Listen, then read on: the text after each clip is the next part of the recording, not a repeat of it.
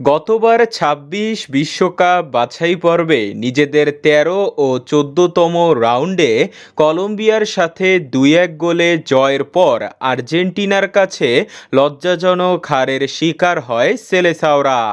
এবার জুনের ফিফা উইন্ডোতে নিজেদের ১৫তম রাউন্ডে ইকুয়েডরের বিপক্ষে মাঠে নামবে ব্রাজিল।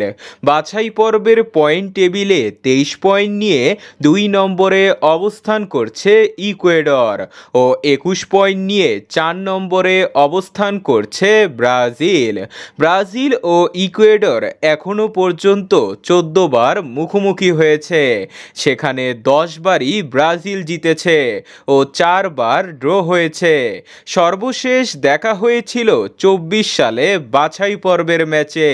সে ম্যাচে ১-০ গোলে জয় পায় সেলেসাওরা। দুই দলের এই ম্যাচটি অনুষ্ঠিত হবে জুনের ৬ তারিখ বাংলাদেশ সময় ভোর ৫টায়। এই ম্যাচটি আপনারা এশিয়ার কোনো টিভি চ্যানেলে দেখতে পারবেন না। ম্যাচটি দেখতে হলে আপনাকে স্ক্রিনে দেখানো এই দুটি অ্যাপস ডাউনলোড করতে হবে। যদি ডাউনলোড করার ঝামেলায় না যেতে চান তাহলে গুগলে গিয়ে সার্চ করুন ইয়ালা শট লাইভ, এরপর প্রথম লিঙ্কে ক্লিক করে খেলা দেখতে পারবেন। এছাড়াও খেলা শুরু হওয়ার কিছুক্ষণ আগে ফেসবুকে সার্চ দিয়ে লিখুন ব্রাজিল বনাম ইকুয়েডর লাইভ ম্যাচ টুডে, তাহলেও খেলাটি ফেসবুকে দেখতে পারবেন। তো বন্ধুরা, কে জিতবে, ব্রাজিল নাকি ইকুয়েডর? কমেন্টে জানান।